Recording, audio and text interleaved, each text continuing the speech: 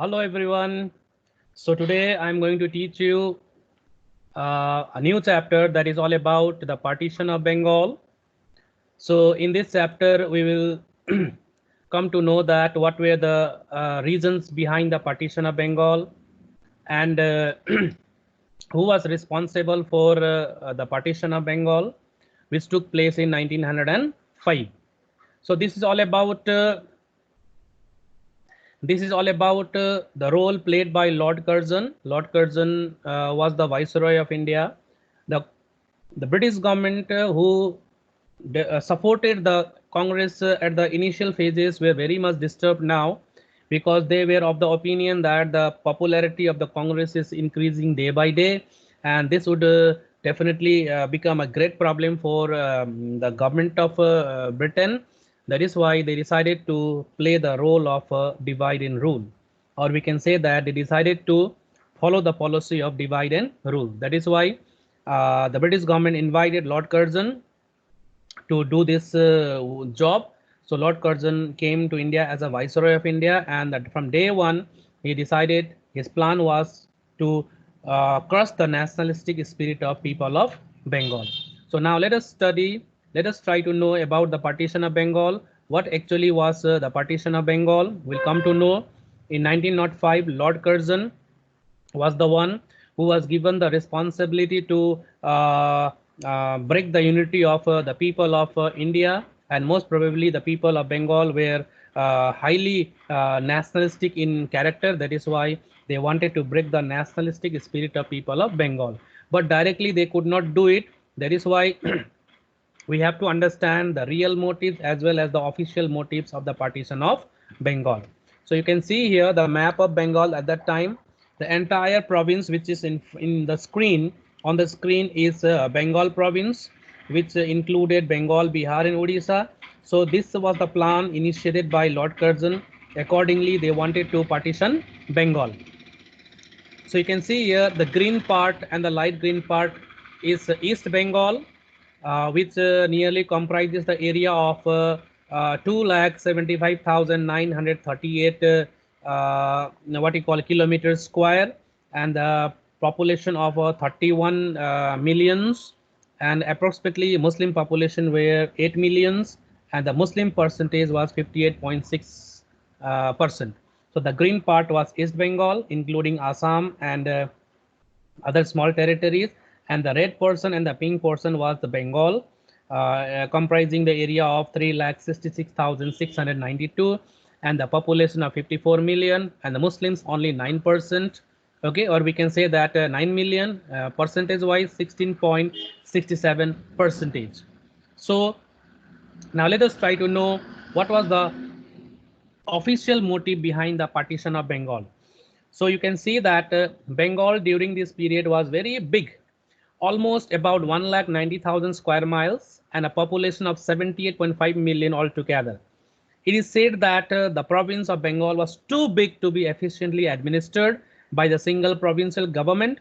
It was quite difficult for one lieutenant governor to administer it efficiently. Therefore, a scheme was prepared to divide the province of Bengal into two separate provinces. So the official motive was that the Bengal province has become a large territory, and it became very difficult for one single governor to look after the administration.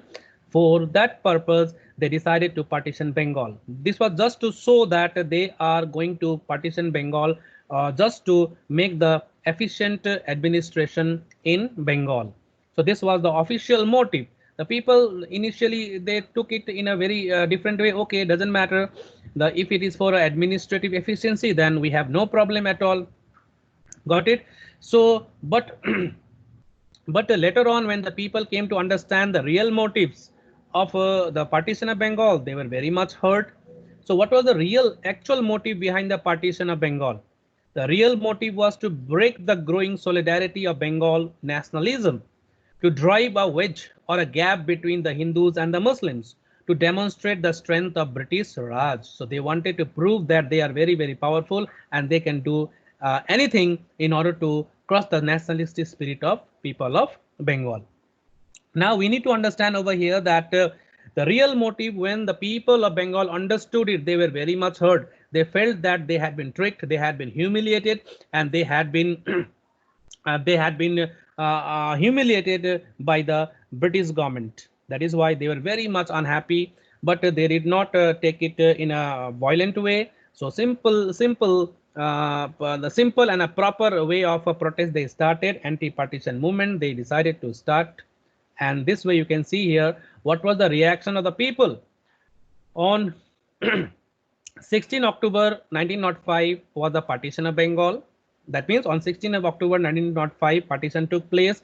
That day was declared as a day of mourning, a very sad day for the people of Bengal.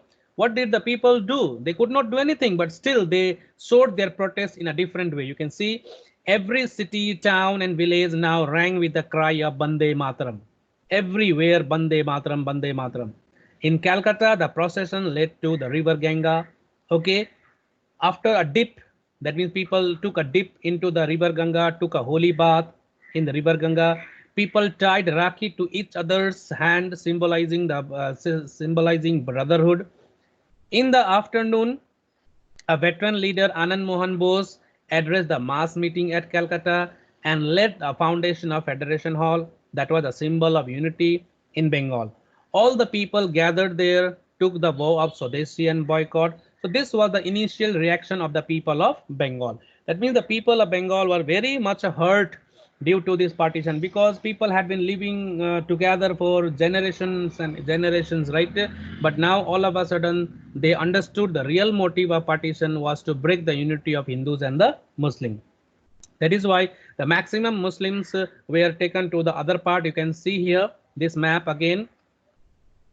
This is the map. So 18%, that means 58% of the Muslims were taken to Eastern Bengal. This clearly shows that the people understood the real motive of the partition of Bengal. So only 16.67% were left in Bengal, and rest were taken to Eastern Bengal and Assam. So people clearly understood the motives behind the partition of Bengal. That is why they were very much hurt. That is why on 16th of October 1905, my dear, was declared as a day of mourning. As I told you earlier also, they took a bath in river Ganga. They tied Rakhi to each other's hand. That symbolizes the brotherhood and all. So this way, my dear, people showed their anger in a very peaceful way. Now let us talk about what did they do in order to stop the partition of Bengal. So definitely anti-partition movement was started, but with a different way. So you can see here Swadeshi and boycott movement. So Swadeshi, let me tell you what is meant by Swadeshi. Swadeshi means the goods made in India, and boycott means to boycott the British goods. So in order to teach the Britishers a lesson, the Swadeshi was very, very important, and boycott definitely was to go together. So in a very simple word, Swadeshi and boycott were the two sides of the same coin, each complement to each other. So if you want to make Swadeshi successful, boycott is important. If you want to boycott, then Swadeshi is definitely important. Right now you can see the Chinese goods we are boycotting in India. So definitely the alternative of the Chinese goods definitely must be there in India. So many of the Indian Swadeshi stores will spring up, which will fulfill the demands of the people of India, which earlier was supplied by Chinese goods. So this way, my dear, it is similar to the movement which we have started right now in India. So long time back, the people of India, in order to teach the government of Britain a lesson, they decided to boycott the British goods. So you can see here, Swadeshi and boycott movement began in 1905 as a part of agitation against the partition of Bengal, from where they spread to different parts of the country. Swadeshi and boycott, as I told you, were the two sides of the same coin, incomplete without each other. In order to adopt Swadeshi, boycott was necessary, and to boycott Swadeshi was necessary. The purpose of Swadeshi movement was the expansion of Indian industries. So this way, my dear, Swadeshi and boycott movement spread to different parts of the country, and it became one of the most important weapon of the nationalist. That means this was the only weapon through which they can teach the Britishers a lesson. So boycott here not only meant boycott of British goods, they even boycotted the what you call it, British governments and all. Government offices were boycotted, and many of the what you call it people who were serving the British government, they stopped going to work and all. Okay, in every possible way they decided to make the Swadeshi and boycott successful. So this way, my dear, many of the Swadeshi stores sprang up in different parts of the country, and those who did not boycott the British goods, they were boycotted from the society also, my dear.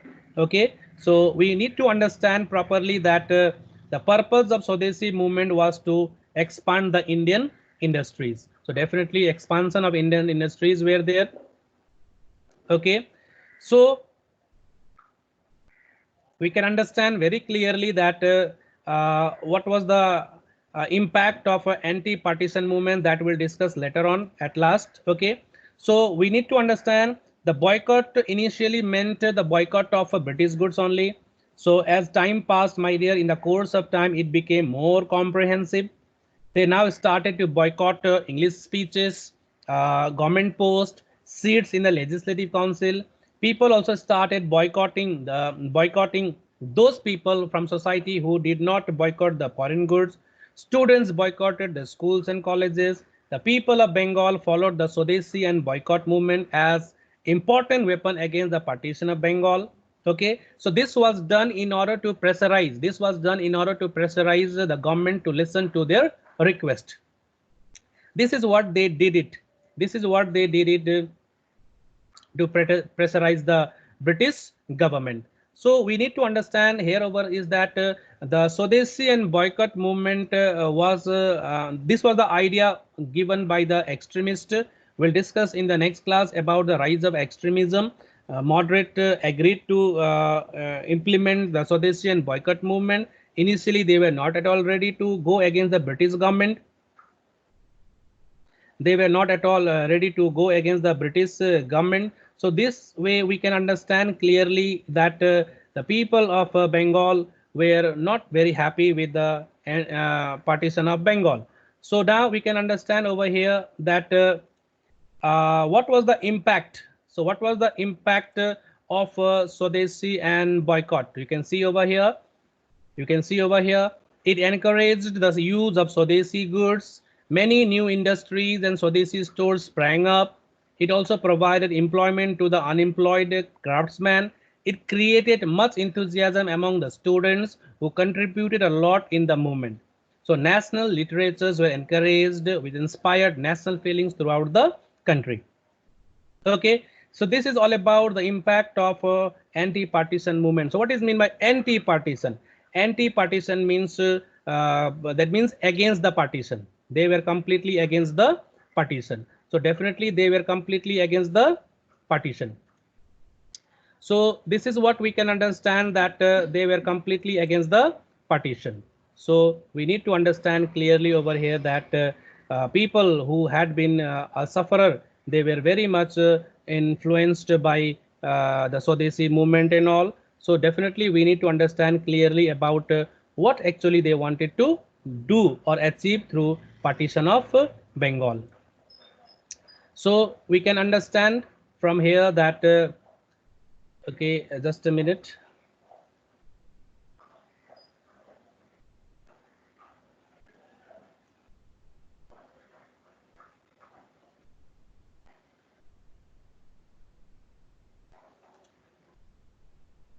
Okay, so this is what we can know, that the people of Bengal were very much unhappy with the partition of Bengal.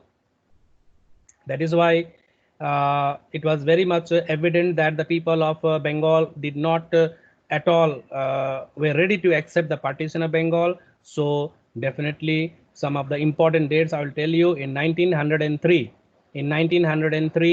the idea of partition was initiated. Announcement of partition. 1905, partition of Bengal took place, and later on in 1911, due to the pressure of the Indian national movement, they withdrew the partition of Bengal. So that we can know later on. Okay, but this was the first time that people decided to come up with a very good idea of Swadeshi and boycott. Swadeshi means goods which is made in India should be used, and boycott means we need to boycott the goods, British goods. Not only British goods, we have to boycott the British goods, British liquors, British offices, schools and colleges run by the Britishers must be boycotted.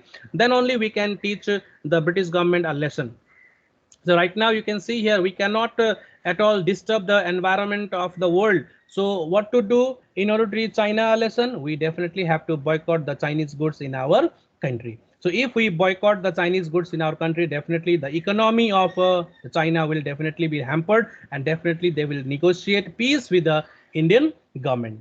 Okay, so that we have to do it. So long time back, the same system, same type of situation was there in India, when the British government took India as granted, and India served as two purposes for the Britishers. That was a source of raw materials and a market for the finished goods. They used to bring British goods, foreign goods in our country and sell it.